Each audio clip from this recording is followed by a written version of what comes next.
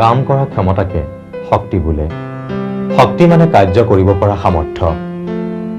পৃথিৱীত বিভিন্ন ধৰণৰ শক্তি আছে আৰু সেই শক্তিসমূহৰ দ্বাৰা বহুতো বেলেগ বেলেগ কাৰ্য সম্পাদিত হয়। উদাহৰণস্বৰূপে কয়লা, পেট্ৰল আদিত নিহিত হৈ থকা ৰাসায়নিক শক্তিৰ ফলত আমি ৰেল, মটৰ গাড়ী, কল কাৰখানা আদিত কাৰ্য সম্পাদিত হৈ থকা দেখিবলৈ পাওঁ। শক্তিক ৰূপান্তৰহে কৰিব পাৰি, ইয়াক নাশ কৰিব নোৱাৰি অথবা নতুনকৈ সৃষ্টি কৰিব নোৱাৰি। ইয়াকে ৰক্ষণশীলতাৰ সূত্ৰ বুলি কোৱা হয়। শক্তি বুলি ক'লে সাধাৰণতে আমাৰ মনলৈ আহে ৰাসায়নিক শক্তি, তাপ শক্তি, বিদ্যুৎ শক্তি, নিউক্লিয়াৰ শক্তি আৰু সৌৰ শক্তি ইত্যাদি। শক্তিক সভ্যতাৰ মূল বুলি কোৱা হয়। খাৰুৱা তেল শোধন কৰি কেৰাচিন, ডিজেল, পেট্ৰল, বিমান প্ৰজ্বালক, মম, coke, naphtha, furnace oil, lubricant, bitumen, তৰলীকৃত পেট্ৰলিয়াম গেছ বা ৰন্ধন গেছ আদি অতি প্ৰয়োজনীয় সামগ্ৰী উৎপাদন কৰা হয়। আপোনালোকে জানে যে পেট্ৰল আৰু ডিজেল হৈছে পথ পৰিবহণৰ ক্ষেত্ৰত এক মুখ্য আৰু গুৰুত্বপূৰ্ণ পেট্ৰলিয়ামজাত সামগ্ৰী। গাড়ী মটৰৰ সংখ্যা দিনক দিনে বাঢ়ি অহাৰ প্ৰতি লক্ষ্য ৰাখি পেট্ৰল ডিজেলৰ চাহিদা পূৰণ কৰিবৰ বাবে প্ৰতি বছৰে বিদেশৰ পৰা ইয়াক আমদানি কৰিব লাগে আৰু ইয়াকে কৰোঁতে যথেষ্ট পৰিমাণে বৈদেশিক মুদ্ৰা দেশৰ বাহিৰলৈ যোৱাত দেশৰ অৰ্থনীতিত ই বাৰুকৈ প্ৰভাৱ পেলায়। সেই হেতুকে আমি কেতবোৰ দিশত বিশেষভাৱে সচেতন হোৱাটো অত্যন্ত আৱশ্যক। আমাৰ দেশে শতকৰা প্ৰায় 70% পেট্ৰলজাত সামগ্ৰী আমদানি কৰিব লাগে। ইয়াকে কৰোঁতে যোৱা বছৰ দেশে 85,000 কোটি টকা খৰচ কৰিব লগা হৈছিল আৰু এই খৰচ এই বছৰ 1 লাখ কোটি টকাৰো অধিক হোৱাৰ সম্ভাৱনা আছে। যিহেতু ভাৰতবৰ্ষত তেলৰ ভাণ্ডাৰ অতি কম আৰু সেইবাবে সমগ্ৰ বিশ্বত তেলৰ মাত্ৰা কমি যোৱাৰ লগে লগে আৰু অন্বেষণ কঠিন হোৱাৰ লগে লগে ইয়াক কিনাটো আমাৰ দেশৰ বাবে অত্যন্ত ব্যয়বহুল হ'ব। এনে ক্ষেত্ৰত পেট্ৰল বা ডিজেলৰ প্ৰতিটো টোপালেই অমূল্য আৰু ইয়াক সংৰক্ষণ কৰাটো আমাৰ কৰ্তব্য। ৰাস্তা ঘাটত যেতিয়া যান জঁটৰ সৃষ্টি হয় আৰু গাড়ীসমূহ ঘণ্টাৰ পিছত ঘণ্টা ধৰি ৰৈ থাকিব লাগে, তেতিয়া বাৰু আপুনি ভাবিছেনে কিমান তেলৰ অপচয় হয়, লগতে সময়ৰ অপচয়, আনহাতে ইয়াৰ পৰা হোৱা প্ৰদূষণে আমাক ভাৰাক্ৰান্ত কৰি তোলে। তেলৰ অপপ্ৰয়োগৰ লগে লগে প্ৰদূষণৰ ভয়াৱহ সমস্যাই গোটেই বিশ্বৰ লগতে আমাৰ দেশকো চুই গৈছে। পেট্ৰল, ডিজেল গাড়ীৰ পৰা নিৰ্গত কাৰ্বন মনক্সাইড, ছালফাৰ ডাই অক্সাইড, নাইট্ৰজেন ডাই অক্সাইড আৰু সীহৰ দ্বাৰা আমি আক্ৰান্ত হৈছোঁ। বিভিন্ন শ্বাসনলীৰ বেমাৰ, এজমা, ব্ৰংকাইটিছ, মূৰৰ বিষ, দৃষ্টিশক্তি হ্ৰাস, শিৰা উপশিৰাৰ বেমাৰ, হাওঁফাওঁৰ বেমাৰ, তেজ চলাচলত বিজুতি, কিডনী আৰু লিভাৰৰ বেমাৰ ইত্যাদিও প্ৰদূষণৰ পৰা সৃষ্টি হ'ব পাৰে। গতিকে এনে ক্ষেত্ৰত প্ৰদূষণ ৰোধ কৰাৰ লগতে অতি মূল্যৱান খাৰুৱা তেল সংৰক্ষণ কৰাৰ বাবে আমাৰ জানো দায়িত্ব নাই? অৱশ্যে মহানগৰীত পৰিবহণৰ ক্ষেত্ৰত কাৰ্যদক্ষতা বা পৰিবহণ বিভাগৰ দায়িত্বসমূহ অতি উল্লেখযোগ্য। চৰকাৰে এই ক্ষেত্ৰত এক সুস্থ পদক্ষেপ গ্ৰহণ কৰিলে যথেষ্ট সুফল পোৱা যাব। পৰিবহণ ক্ষেত্ৰত কাৰ্যদক্ষতা বা কিলোমিটাৰ প্ৰতি লিটাৰত বঢ়াবৰ বাবে পৰিবহণ নিগমে কেনেধৰণৰ ব্যৱস্থা হাতত লৈছে বাৰু? পৰিবহণ নিগমৰ মেইন আপুনি যিটো প্ৰশ্ন সুধিছে যে মেইন মানে প্ৰতি কিলোমিটাৰত কিমান লিটাৰ ডিজেল ইউজ হয়, সেইটোৱে চবচে বেছি মানে মাপকাঠি যাৰ দ্বাৰা আমি পৰিবহণ নিগমৰ বাছৰ উন্নতি হৈছে নাই এইটো গম পাওঁ।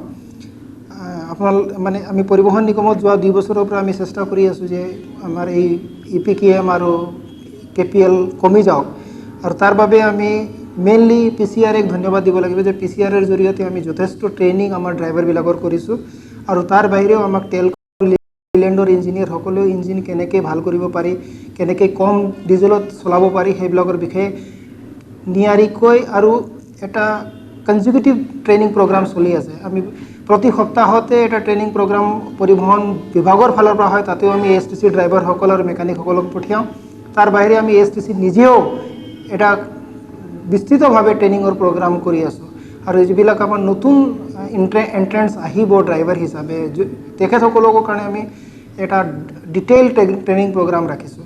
আৰু আপোনাক মই জনাবলৈ পাই সুখী হৈছোঁ যে 2001-2 চনত আমাৰ EPKM আছিল 9 টকা 11 টকা 2 পইচা, আৰু 2002-3 সেইটো কমি গৈ 7 টকা 84 পইচা হ'ল, আৰু 2003-4 এতিয়া মাত্ৰ 7 টকা 9 পইচা, যিটো এটা অল ইণ্ডিয়া এভাৰেজতকৈও কমত আছে এতিয়া। ঠিক সেইদৰে আমাৰ কিলোমিটাৰ পাৰ লিটাৰ ডিজেলৰ ক্ষেত্ৰত আমাৰ আগতে আছিল প্ৰায় 2.5 বা 2.75, এতিয়া কিন্তু আমি 3.5ৰ এবাভ গৈছোঁ। 3.5 লিটাৰ ডিজেলত মানে কিলোমিটাৰ যায় 1 লিটাৰ ডিজেলত আমাৰ বৰ্তমান গাড়ীবিলাক। অত্যাধিক যান-জঁটৰ পৰিপ্ৰেক্ষিতত যদি 3খন গাড়ীৰ ঠাইত এখন গাড়ীৰ দ্বাৰাই পৰিবহণ সেৱা আগবঢ়োৱা হয়, তেন্তে সম্ভাৱ্য যান-জঁটৰ উপৰিও প্ৰদূষণৰ লগতে তেলো যথেষ্ট ৰাহি হোৱাৰ সম্ভাৱনা আছে।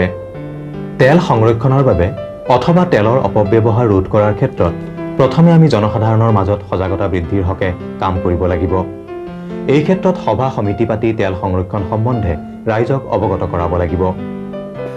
ব্যৱস্থা আমি কি হাতত লৈছোঁ সেইটো হয়তো অলপ পিছত ক'ব পৰা যাব, কিন্তু দুটা খুব দৰকাৰী কথা আমাৰ সমাজৰ কাৰণে আছে, আৰু সেই দুটা হ'ল, এটা হ'ল চিভিক চেন্স, দ্বিতীয়টো হ'ল ট্ৰেফিক চেন্স।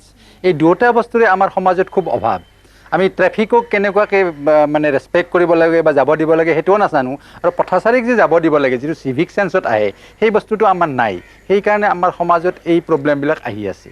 এফিচিয়েঞ্চি বঢ়াবৰ কাৰণে বেচিকেলি যদি আমি এফিচিয়েঞ্চিটো বঢ়াব চাওঁ, আজি গুৱাহাটীৰ যিটো ভিৰ, এই ৰাস্তাত ফাৰ্ষ্ট গিয়াৰৰ পৰা ছেকেণ্ড গিয়াৰৰ ভিতৰত গাড়ী চলাব লাগিলে কনজাম্পশ্যন বেছি হৈ যাব দেখা কথা। সেইটো কৰিবৰ কাৰণে ট্ৰেফিকৰ ওপৰত আমাৰ যথেষ্ট ট্ৰেইনিং দিয়াটো দৰকাৰ আছে। আমাৰ ইয়াতে ট্ৰেফিক ছিষ্টেম যিটো আছে, এই ছিষ্টেমটো মান্ধাতা যুগৰ পৰা চলি আছে, ভালকৈ তেওঁলোকে কণ্ট্ৰল কৰিব এতিয়াও পৰা নাই, সেইটোৰ ওপৰত ট্ৰেইনিং দিয়াটো দৰকাৰ। দ্বিতীয়টো হৈছে পাব্লিকৰ ওপৰতো এৱেৰনেছ ক্ৰিয়েট কৰাৰ কাৰণে যথেষ্ট প্ৰগ্ৰেম কৰা দৰকাৰ হৈছে। আমি এতিয়া এনাৰ্জি ছামিট কৰি আছোঁ আজি 3 বছৰ হ'ল। এই ট্ৰেফিকৰ এফিচিয়েঞ্চি বঢ়াবৰ কাৰণে বা ফুৱেল এফিচিয়েঞ্চি বঢ়াবৰ কাৰণে যথেষ্ট ডিছকাশ্যন ইয়াতে হৈ আছে, আৰু এই ডিছকাশ্যনবিলাকৰ ফলপ্ৰসূ কৰিবৰ কাৰণে, মানুহৰ মাজত নিবৰ কাৰণে এনেকুৱা মিডিয়াৰ থ্ৰুৰে যদি মানে জৰিয়তে যদি আমি আৰম্ভ কৰোঁ প্ৰচেছটো, নিশ্চয় এটা সময়ত আমি সেই এফিচিয়েঞ্চিটো আনিব পাৰিম। তেল সংৰক্ষণৰ ক্ষেত্ৰত জনসাধাৰণৰ মাজত সচেতনতা বৃদ্ধি কৰিবৰ বাবে কেনে ব্যৱস্থা লোৱা উচিত বুলি আপুনি ভাবে? তেলৰ সংৰক্ষণৰ বাবে আমাৰ প্ৰত্যেকজন নাগৰিকেই সচেতন হোৱা উচিত, কাৰণ আমাৰ দেশে মাত্ৰ শতকৰা 30% তেল উৎপাদন কৰিব পাৰে, আৰু বাকী 70% বিদেশৰ পৰা আমদানি কৰিব লাগে। এই ক্ষেত্ৰত সকলোতকৈ প্ৰয়োজনীয় কথা হ'ল যে সকলো জনসাধাৰণেই ইয়াৰ গুৰুত্ব উপলব্ধি কৰিব লাগিব, কাৰণ তেলৰ প্ৰতিটো টোপালেই বহুমূল্য। এই তেল আমদানি কৰিবলৈ আমি বছৰি প্ৰায় 80,000 কোটি টকাৰ পৰা 1 লাখ কোটি টকা পৰ্যন্ত খৰচ কৰিব লগা হয়, আৰু এই তেল সংৰক্ষণৰ ক্ষেত্ৰত প্ৰতিটো সৰু সৰু টোপালেই যিহেতু অৰিহণা যোগায়, আমি প্ৰতিটো টোপালেই সংৰক্ষণ কৰাৰ ব্যৱস্থা কৰিব লাগিব। ইয়াৰ কাৰণে আমাৰ গৃহিণীসকলৰ পৰা আৰম্ভ কৰি ড্ৰাইভাৰ বা সমাজৰ প্ৰতিজন নাগৰিকে সচেষ্ট হ'ব লাগিব। আজিকালি প্ৰত্যেকজন ব্যক্তি একোজন ড্ৰাইভাৰ, কাৰণ তেওঁলোকে সকলোৱে হয় মটৰচাইকেল হওক, গাড়ী হওক, মপেড হওক, বিভিন্ন পৰিবহণৰ ক্ষেত্ৰত লগত জড়িত যান বাহন চলায়। গতিকে তেওঁলোকে কেনেদৰে কাৰ্যকৰীভাৱে এই যান বাহনসমূহ চলাব পাৰি বা এই যান বাহনসমূহৰ বিভিন্ন দিশ জানি সৰু সৰু কথাসমূহ মনত ৰাখি সেইসমূহ যদি পালন কৰে, আৰু লগতে তেওঁলোকে যদি যিটো আমাৰ যান বাহনৰ সদায় যান জঁটৰ সৃষ্টি হয়, তাৰ এটা মুখ্য কাৰণ হ'ল যে আমাৰ মানুহৰ ট্ৰেফিক চেন্স বুলি যিটো কথা কয়, সেই কথাটো নাই। তেওঁলোকে সেই কথাবোৰ যদি ফ'ল' কৰে বা মানি চলে, তেতিয়াহ'লে আমাৰ এই যান জঁটৰ ফলত যিটো অযথা তেলৰ অপচয় হয়, সেই অপচয়টো আমি ৰোধ কৰিব পাৰিম বুলি আমি ভাবোঁ। মহানগৰীত চলাচল কৰা বাছৰ ড্ৰাইভাৰসকলৰ মাজত যান বাহনৰ নীতি নিয়মসমূহক লৈ মাজে মাজে কৰ্মশালা অনুষ্ঠিত কৰিলে চালকসকলৰ সচেতনতা অধিক বৃদ্ধি হ'ব। অৱশ্যে এই ক্ষেত্ৰত মহানগৰীত যান বাহনসমূহৰ শৃংখলা তথা নীতি নিয়মৰ বাবে চৰকাৰেও কিছু গুৰুত্ব আৰোপ কৰিব লাগিব, যাৰ ফলত অযথা সময় অপচয় অথবা তেলৰ অপব্যৱহাৰ ৰোধ কৰিব পৰা যাব। গুৱাহাটী মহানগৰীত এতিয়া প্ৰায় 2000 চিটি বাছ আছে। তাৰে বহুত পুৰণি চিটি বাছো আছে, যিবিলাক মালিকৰ ধৰক প্ৰপাৰ মেইনটেনেন্সৰ অভাৱতে হওক বা অন্য কিছু কাৰণতে হওক অৱস্থা শোচনীয় হৈ আছিল।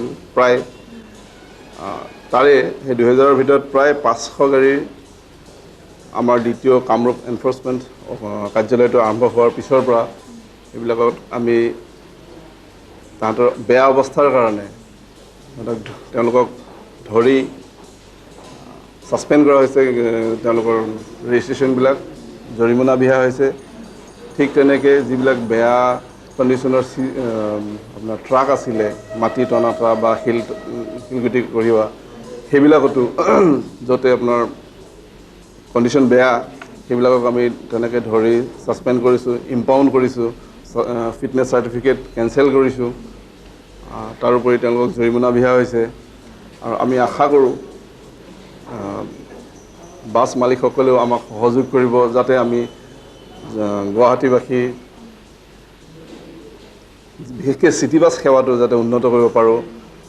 আৰু তাৰোপৰি আমাৰ প্ৰশিক্ষণো হৈছে চালকসকলৰ কাৰণে, আৰু চালকসকলকো কোৱা হৈছে যাতে তেওঁলোকে চলোৱা গাড়ীবিলাকৰ অৱস্থাটো তেওঁলোকৰ দায়িত্ব থাকে, অকল মালিকৰে নহয়, তেওঁলোকৰ দায়িত্ব থাকে। গতিকে আমাৰ দায়িত্বৰ লগতে মালিকৰো দায়িত্ব আছে, চালকসকলৰ দায়িত্ব আছে, তেওঁলোকে যাতে গাড়ীৰ কণ্ডিশ্যনটো ভালকৈ ৰাখে। আমাৰ দেশে প্ৰতি বছৰে প্ৰায় ৭৫ৰ পৰা ৮০,০০০ কোটি টকা পেট্ৰলিয়ামজাত সামগ্ৰী আমদানি কৰাত খৰচ কৰে।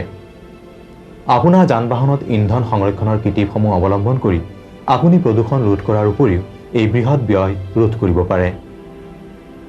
এই ক্ষেত্ৰত কেইটামান মন কৰিবলগীয়া কথা হ'ল, নিয়মীয়াকৈ ইঞ্জিন টিউন কৰাওক।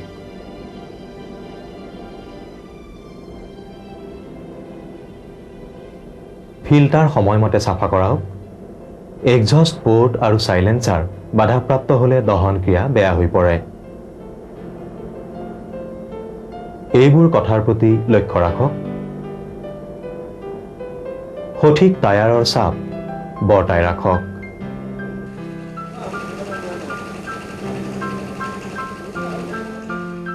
ইন্ধন টেংক, কাৰ্বুৰেটৰ আৰু ইন্ধনৰ ক্ষুদ্ৰ ক্ষুদ্ৰ পাইপবোৰ নিয়মীয়াকৈ পৰীক্ষা কৰিব লাগে, যাতে কোনো ধৰণৰ ফুটা বা লিক নাথাকে।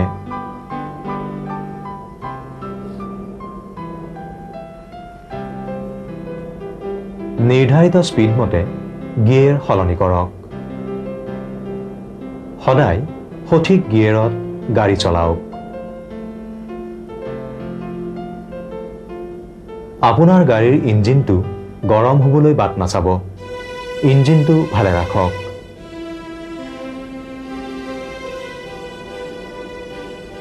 ৰেলৱে ক্ৰছিং বা কোনো ঠাইত বেছি সময় ৰ'ব লগা হ'লে ইঞ্জিন বন্ধ ৰাখক। অনাহকত ইঞ্জিন চলাই নাৰাখিব। আপোনাৰ যানখন সদায় ষ্টাৰ্ট কৰিব পৰা অৱস্থাত ৰাখক।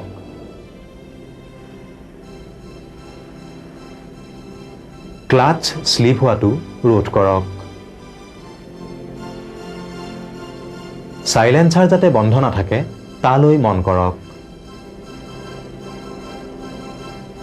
ব্ৰেক আবদ্ধ হৈ নথকাটো সুনিশ্চিত কৰক। হুইলৰ ড্ৰেগ পৰীক্ষা কৰক। হুইলৰ এলাইনমেণ্ট ঠিকে ৰাখক। ইন্ধন ফিল্টাৰ নিয়মীয়াকৈ পৰীক্ষা কৰক।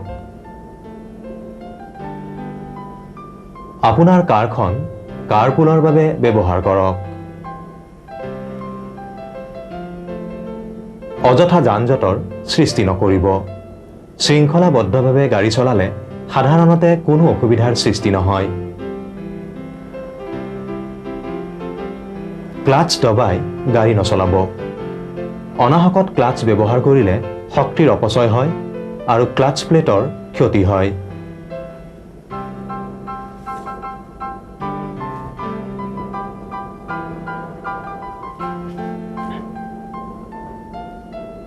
মনত ৰাখিব, তেল সংৰক্ষণ মানে তেল উৎপাদন। দুৰ্ভাগ্যবশতঃ ভাৰতৰ তেলৰ ভাণ্ডাৰ অতি কম আৰু এইবাবে আমি অন্য তেল উৎপাদনকাৰী দেশৰ ওপৰত নিৰ্ভৰশীল। অত্যাধিক মূল্য দি কিনাৰ পিছত অনেক লোকে এই দুৰ্লভ সম্পদ অবাবতে খৰচ কৰে। তেলৰ অপপ্ৰয়োগৰ ফলত এনেকুৱা অমূল্য সম্পদ টনৰ হিচাপত অপব্যয় হয়। তেল বচাওক, ইয়াৰ প্ৰতিটো টোপালেই অমূল্য।